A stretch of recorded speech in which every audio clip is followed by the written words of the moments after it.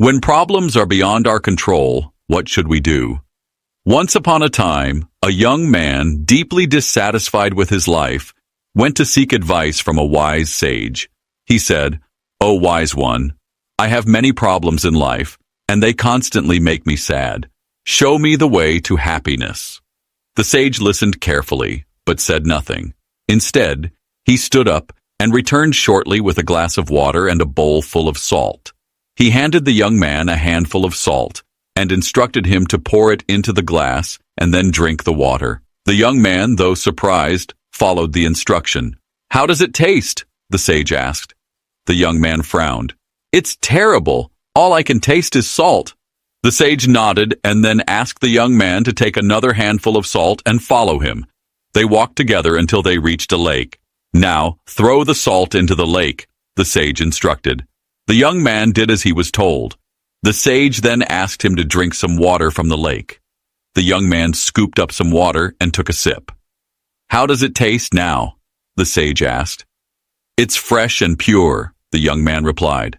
"Did you taste the salt?" the sage asked. "No," the young man admitted. The sage placed a hand on the young man's shoulder and said, "My dear friend, the pain of life is like this salt. The amount of pain in our lives remains constant, but the degree to which we suffer depends on the capacity of our hearts and minds. If your heart is as small as a glass of water, even the smallest trouble will overwhelm you. But if you expand your soul like a vast lake, the same troubles will feel insignificant. So whenever you face problems, remember, it's not the problem itself that is unbearable, but the size of your capacity to handle it. Be like the lake, not the glass." The glass of water and the lake teach us an important lesson about patience. If our patience is as limited as a small glass, even the tiniest problems will seem enormous. But if we embrace life like a vast lake, even the biggest hardships won't shake us.